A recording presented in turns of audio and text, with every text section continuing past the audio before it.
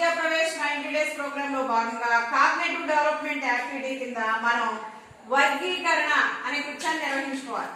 వర్గీకరించడం అంటే ఏంటి? వేరు చేయడం. ఓకేనా? క్లాసిఫికేషన్ అంటారు ఇంగ్లీష్ లో. అంటే ఏంటి? మీకు ఒక్కొక్కరికి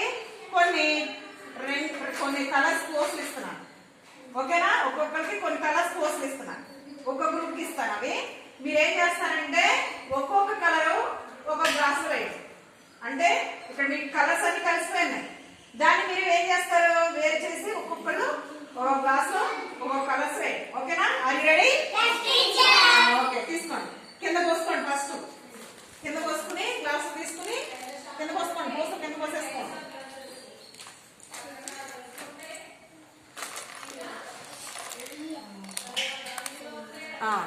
ఇప్పుడు ఒక్కొక్కళ్ళు ఒక్కొక్క కలర్ ఒక గ్లాస్ వేయండి.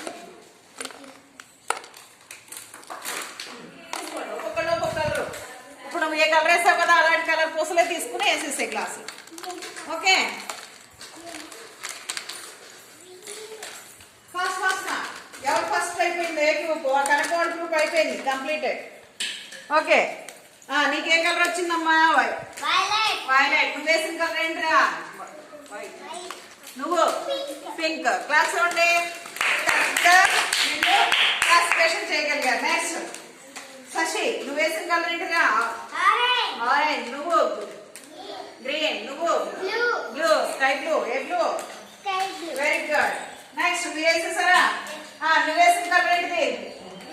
గ్రీన్. నువ్వు పింక్. నువ్వు బ్లూ. నువ్వు రెడ్. Very good. లేదా?